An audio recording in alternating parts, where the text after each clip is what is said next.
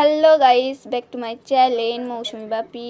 তো তোমাদেরকে আজকে দেখাতে চলেছি চিংড়ি মাছের মালাইকারি রেসিপি। তো তেল গরম হয়ে গেছে, আমি চিংড়ি মাছটা ভালো করে কেটে পরিষ্কার করে রেখেছিলাম।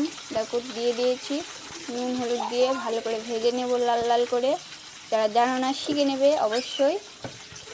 দেখো তোমরা আর একটু আমার চ্যানেলটাকে সাবস্ক্রাইব করে নেবে। দেখো লাল লাল করে আমি ভালো করে ভেজে নিয়েছি। এর মধ্যে ফোড়নে দিচ্ছি গরম মশলা আর তেজপাতা দিয়ে।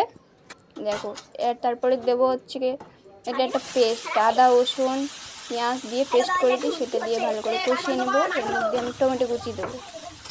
তোমরা দেখো, যাদের যদি ভালো লাগবে একটু কমেন্টে জানিও।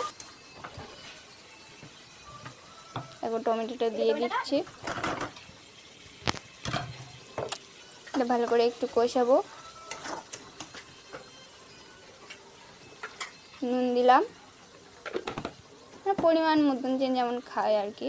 তারপর হলদি দিয়ে দেবো, একটু জিরে গুঁড়ো দিয়ে দিতে হয়।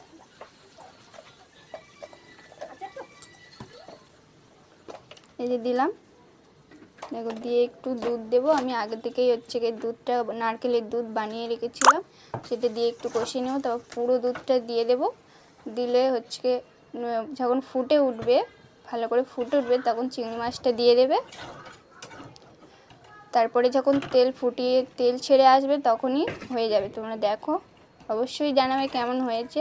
দেখো তেল ছেড়ে দিয়েছে, হয়ে গেছে। দেখো কত সুন্দর না।